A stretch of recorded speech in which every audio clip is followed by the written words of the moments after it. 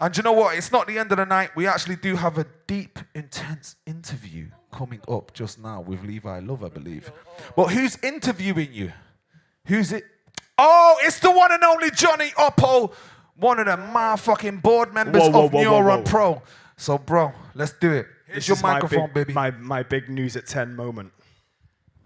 Yeah, yeah. What's up, Johnny? Levi. Big love. Look at Jesus. He came back last week Monday. That's it, man. It's like, come down on high. Come down on high. Yeah. Graced us with some big tunes. Yeah. Big ups, Metro. They want us to sit down, I think. Okay. All right. Here's your yeah. You take a seat. There's your beer. Oh, look at this. Here we go.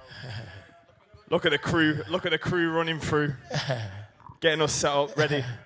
Hello, world. How we doing? My name's Johnny Oppo. Oh, I've dropped my notes. We're here in the Neuron studio, our studio, with the big man, head honcho, más o menos head honcho, Levi Love. Yeah, my brother, what's up? So, right, I'm going to tell you a little story about this, how this all came about. So when I hoped you wouldn't do this. So when, yeah, but you knew I was going to do this, right? You knew I was going to do this. So when Alex Mako MCR asked me to do this interview, he was like, yeah, Levi wants to do an interview with you at the end of the stream, and I'm thinking, okay, all right, yeah, like we'll do that. That's okay. Like I can do that. And I'm thinking, what am I going to say? What am I going to talk about? You know, what we're going to be saying? I was like, and then I thought, why does anyone want to interview me on a Más o Menos live stream? And then, lo and behold, the red clipboard appeared like about an hour before the stream started. It's like, here's your questions for Levi. So I was like, shit, okay, so Johnny, when me and Alex decided to do the stream, the first thing I said to him, and I was screaming, I was loud, I'm scared of him, but that day I wasn't. I said, listen here, man, if we're gonna do the stream, I want Johnny Oppo to interview me, and I'm going to bypass his agents. That's it, bypass all the management, all the agencies, like, honestly, he like swooped in and just like, and just got me on the download thing. So all right, here I am. I'm doing this. I don't do this. Like, no idea how this is gonna go, but we're gonna do it anyway. All right. So I've had some, pre-approved questions from your management, right? Yeah. I'm sure we're gonna deviate off these topics, but anyway, let's get into it. So we definitely are. Más o menos. Why did you start this? Why are you doing this? Because I know you from Manchester Music. I've known you for a long time. No. You know, my ex-wife that I lived with in Bramhall was studying. She was a very clever woman. She was like a financial analyst. And then when she was writing her biggest exam, she thought, what are we going to do with you? Because when you idle, you become a problem. So she bought me an Ableton Light. And said, look, while I'm studying, I know you like beats, just, and that's how I started Ableton. And then they told me that when you do tunes, you send to labels, isn't it? So I sent tunes that I did to a few labels. And I didn't like the responses. Like, they were like, Levi, this is a really good tune, but if you just dub it out, we could release it on. I'm like, no, I'm sorry for the language. Fuck your label. Damn straight, right? And this is my music, my art. And that's why I started the label, to say, I want to create a platform where, I was speaking to Lucas last night before he came to play. He was like, I was speaking to him and I was like, play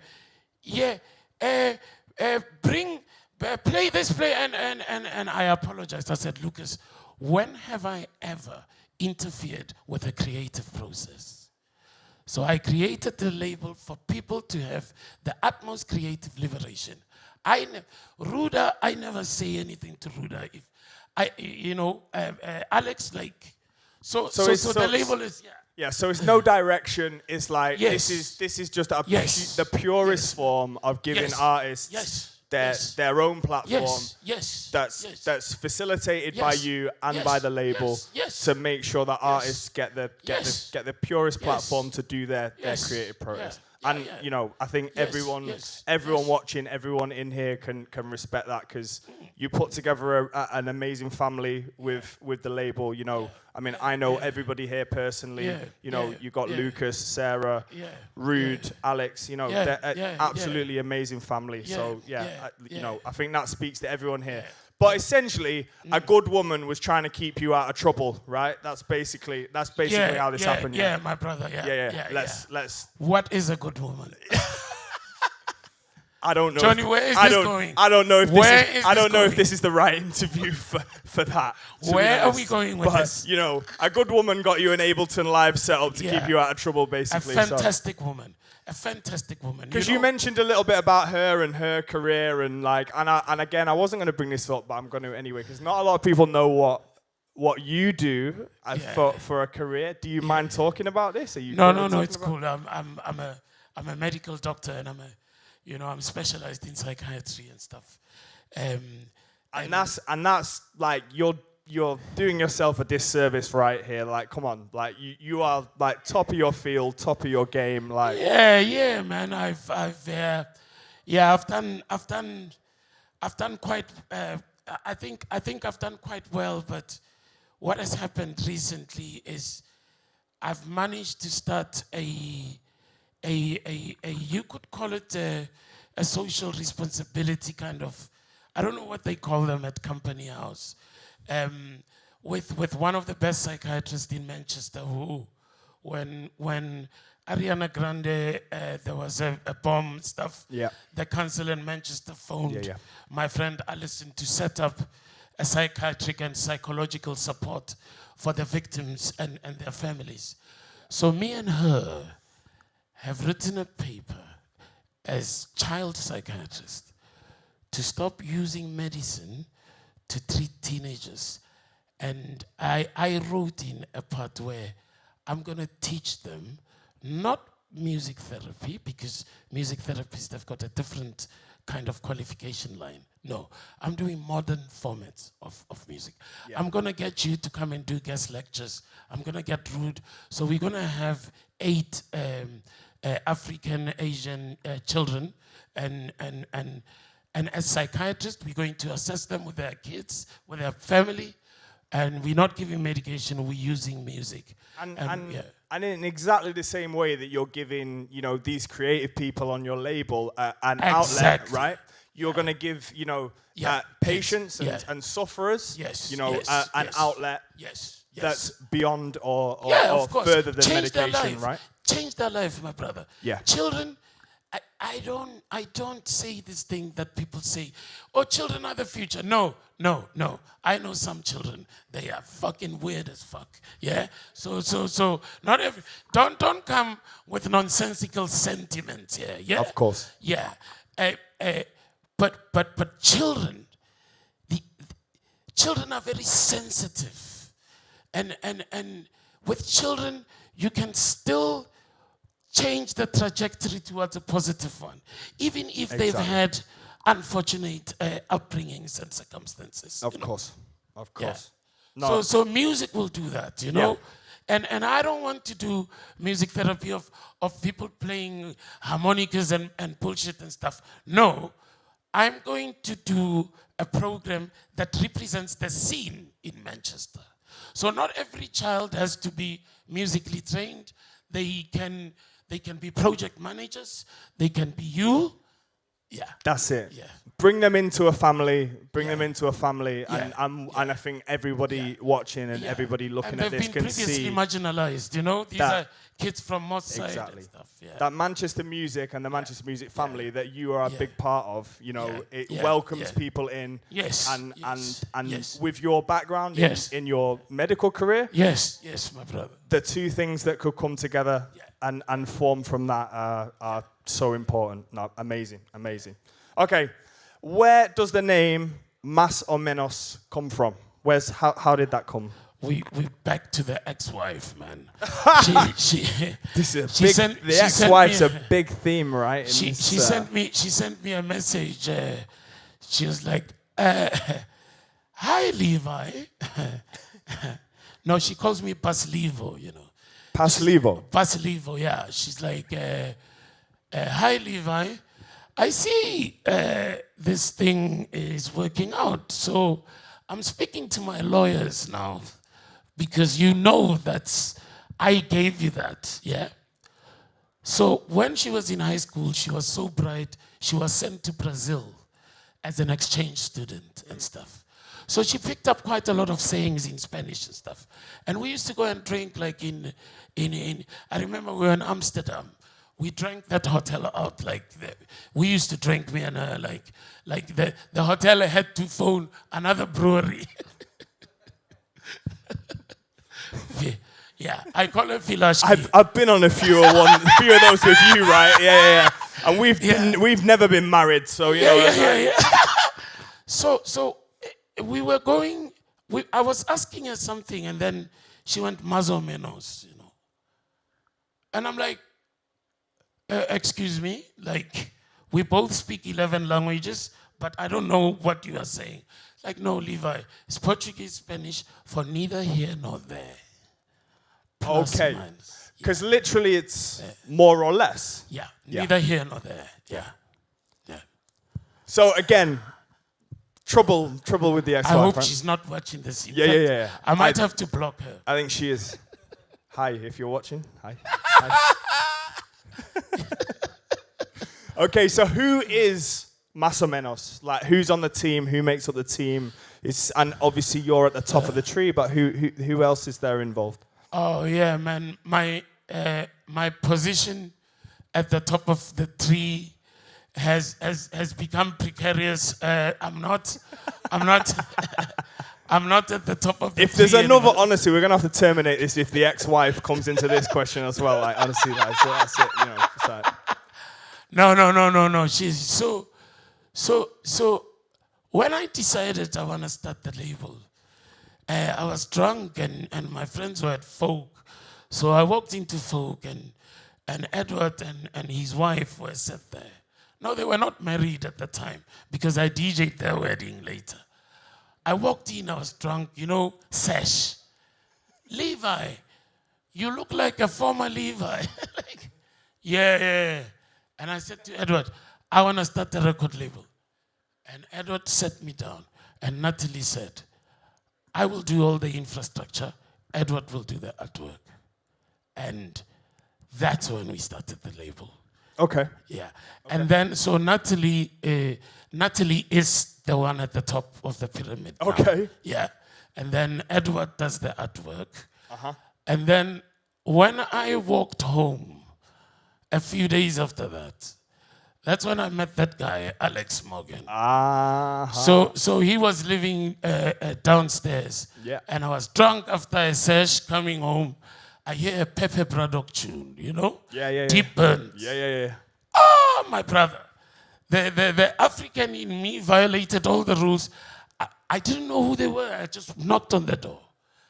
Some guy opened and I said, hello, my brother. Who the fuck is playing Pepe Braddock in my building? And he said to me, no. Go downstairs, it's Alex. Ha! I walk in there, the studio shit and stuff. Still is. Yeah, it still is. We do choose. Very precious about that studio. We'll talk about that some point. And then, you know, he played me stuff that we quickly established that we are going to be brothers within 10 minutes. And then he became comfortable and he played me the side A of that record that he did with Jesus Christ. Yeah? Yes. and That's and, Metrodome for those who don't know. Yeah, yeah. You know, show me Metrodome.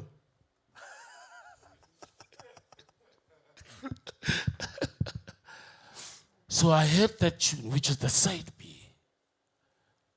I just had that conversation with Natalie. I said to Alex. So hold on, this is on the same night, right? This is literally the same night. So you, oh my brother. So I was lunching. So you've come out of a bar, Yeah. with your friends, Yeah. on Burton Road, right? Yeah. So I know And where I this go, is, yeah. yes, And you've yes. walked home to your building, whereby Alex was playing Pepe was- Productors. So he played me tunes and stuff, and I said to him, "This is the record I'm gonna start my label with." And how long ago was that? What year was that? It was 4 years. 4 years. Yeah. 4 years ago. Yeah, 4 years. Wow. Yeah. Wow. Yeah. And since then, like, you've been all over. I mean, you know, people know you. People know Levi Love. Like, you're a name in Manchester music, or that's synonymous with Manchester music, right? Yeah. But you guys have been all over the world, right? With this now. Yeah. Because you're clearly not from Manchester. You originate from South Africa. And you guys, like, what, 2 years ago, 3 years ago? 3 years ago. 3 years ago, you went over to South Africa, and you actually toured. You did some tours out there. Oh man, me and Rude were talking. Can we talk about this on this? Is this like, I know it's after the watershed here, like, so can we are we able to talk about any of this stuff that went down on that tour? I know a couple of stories, but I'll let you lead. I'll let you lead on this one, right? Yeah. You must ask Lucas. Keep it clean. Lucas came with me and Metrodome was telling one of the stories in South Africa. Oh my God, that we won't talk about. But yeah, man. I don't know why I feel I need to tell you this. I hate Nelson Mandela, but fuck that. That's a big statement. So, I don't know why I need to. Perhaps I don't want you to cloud your judgment and think we are all ANC and we are all. Hey, look, I respect your opinion, Levi. I respect your opinion. No, I wish Mandela did. But I took Rude, Jesus Christ, So a lot of people have admired Rude since he was a child, because he used to play at Sankey's and they put him on He did? Yeah. He did? You I was there? Yeah. What were you doing there? Don't ask. Again, that's a story for another interview. That's a conversation for another interview. Yeah. So Rude, started playing there, and he's a genius and stuff.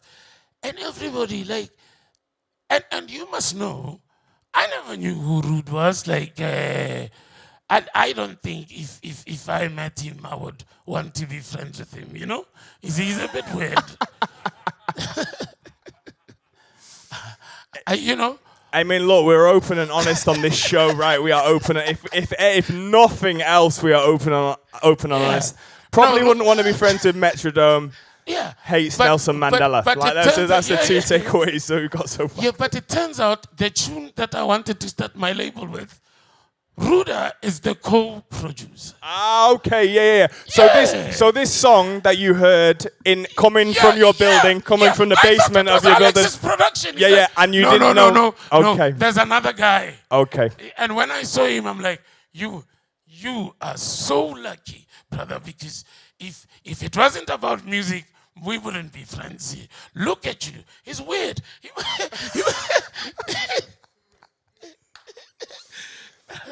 What you people don't know is that what you should know is that Metrodome is literally sitting to the right of the camera, like down here. So and he's like laughing away, So it's all love in the building. I'll tell you.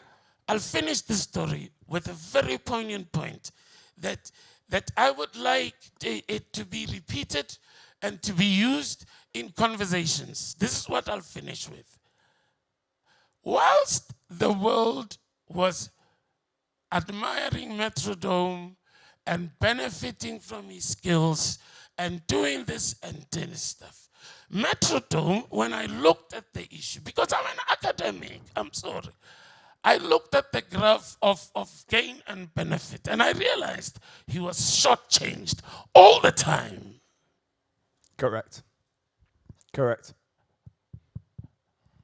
And I looked at him and I said, what a bunch of idiots. Like,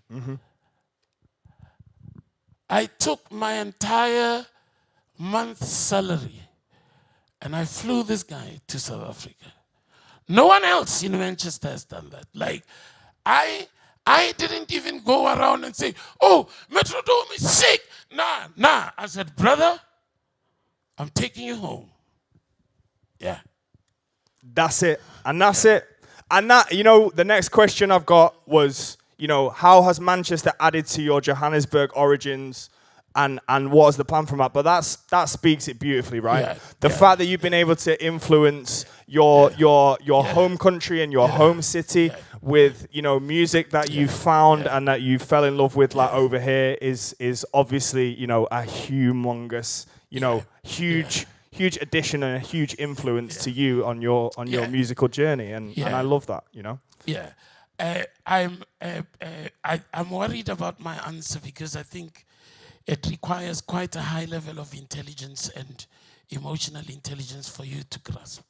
So a lot of people might fall short here if they are not pure at heart, if they are not certain in themselves, and they are gimmicks, yeah? So this is very powerful.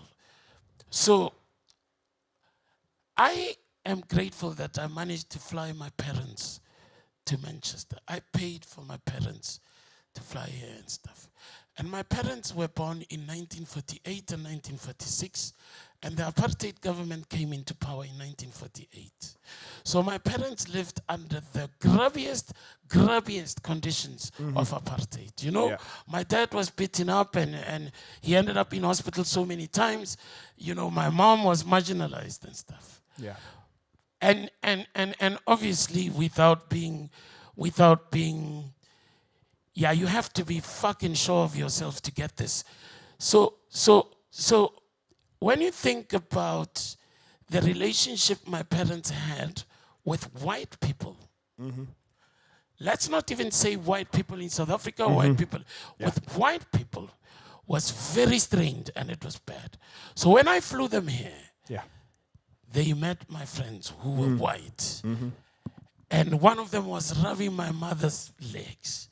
One of them was, they were so nice to my parents. And my parents growing up under, that's why I hate Nelson Mandela, by the way. But my parents could not believe that their son, because, ex-wife is involved in this. Yeah. Okay, well, yeah, we're back there, Phile. No, I was waiting. I was waiting for it, right? Yeah, ex-wife, we were married with, so I flew my parents and they came, they landed in Prem Hall and stuff. I still have a photo of them sitting on the couch. And and my friends came and they were cooking. Like white people were just treating my parents like king and queen. Psychologically, my parents struggled with that. Wait. Dude, you can't live under an apartheid regime for 30 years where white people used to hate you and stuff. And then you have a son that decides to be an idiot, goes over. And then there's 7 white people around you giving you food, doing this. Yeah. My mother could not cope with this. She went upstairs and she called me and she said, Mpaki, she used to call me Mpaki. She said, Mpaki, those people downstairs are not white. And I said, Magriza, well, what is it? This tea now has LSD now. You've come to England now. You think you can take drugs? What do you mean these people are not white? Of course they are white. My mother was like, my child, you never listen to me. Go downstairs and grab one of them and scratch them very hard. There's a black skin underneath. Yeah. Yeah. Yeah. Yeah. So there's no influence. There's no what like you see the people. There's no difference. Yeah. There's no. Yeah. The We're the people same. that are here when I met them, and this is where I hope to perhaps make money and start being an idiot, you know, like fly on the crest of edginess kind of thing. Yeah.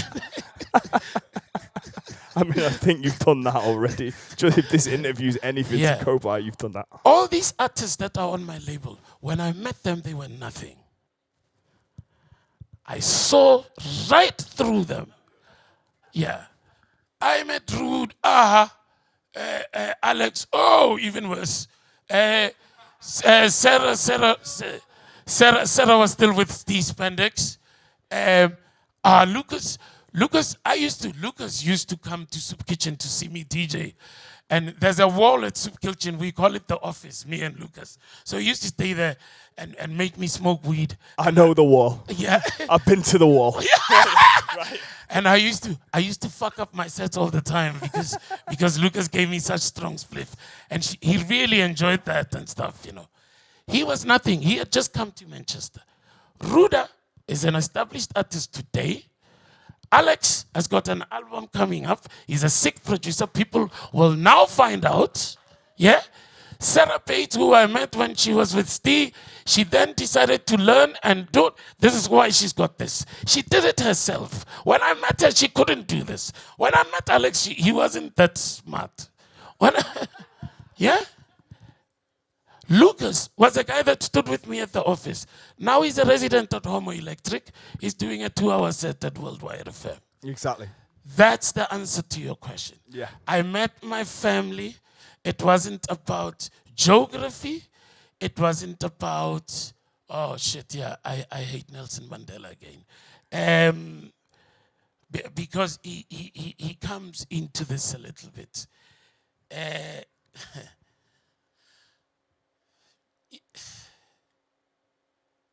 No. You know, no. But it's about building a family. It's about building a family, right? And it's about bringing together like your family through music and your family back home who went through, you know, horrendous hardships and horrendous difficulties. Yeah. And you know what you now have is Johnny's so good. You know, you have this extended family, right? Who who you've seen develop and you've seen grow and, you know, have been under, you know, have taken from their environment and taken from their influences around them. And you know, and they've developed and they've, you know, they're now starting to produce things and that... And like, you know, you should hear Alex's productions because even now, big artists in London, Bristol, everywhere, they've heard Alex. Metrodome, obviously, you know, he's done releases with, like, Metrodome now, after doing a tour in South Africa, playing in South Africa, in Africa, no one can touch him now. Yeah. He'll organize himself because, you know, when you are Jesus Christ, you smoke a lot of weed and then you plant the grass in the wrong place. You are God, isn't it? You say, oh my me. But it's a big thing though, right? For these two guys, for these two white guys, you know, to go over with yourself to South Africa and do these shows and perform in your hometown and meet your people and meet your family, you know, that's given the cultural divides that are you know, inherent in those two cultures. You Johnny's know, so good. That's a huge thing, right? Thank you, Johnny. That's massive. That's Thank you, massive. Johnny. So, you know, look. My brother. Big respect. But look, listen, the last one I've got is what's next? What's going on? Tell us, give us a plug. What's next with the label? Who's doing what? We've got a project, I think it's gonna take 2 years. I won't say a lot about it, but one day again, when I was with Alex, I call him Babes. Yeah. He calls me Babes as well. If you wanna be successful in relationships, you must take what Stephen Fry said. He said, in every successful relationship, nicknaming is paramount. You know, like, you know what I mean? Like, Babes, I do. Yeah, babes. I do. Yeah, and we message each other too much. I was saying today, it's like, are we gay, perhaps? Like, more. If somebody was to look at them, babes, are you home? Yes, babes, come. You know? So I said to him, one of our conversations, I said, Alex, I started my label because of a tune that you did. I've taken a lot of your tunes that I've played to people. Like there's a tune I played of Alex in my mother's house with my nephews dancing. It's bad, you know? So I said, no, brother, let's compile this stuff. And he's the one that said, no, that's not how you do an album. I need time. Yeah, I'm giving him time. Again, creative stuff. And I think he's starting to like the idea. He's embarrassed by showing me that. But me and Alex work very seriously. That's why we are here. And this is so good. So that's the next, one of the next projects we're going to do on the label. I won't say much about it, but Alex, like it has to happen. Good. Yeah.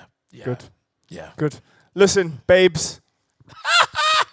It's been an absolute pleasure. I know you've been a Privilege. legend, my brother. Privilege to have Peace you and here love. in Neuron Studios. Get that plug in. Johnny Oppo. Johnny Oppo. Levi Love. Oh, Big Oppo. love. Johnny Oppo. Have a good Oppo, night, people. Oppo. Stay safe. Bless. Alex, you need to stop listening to me.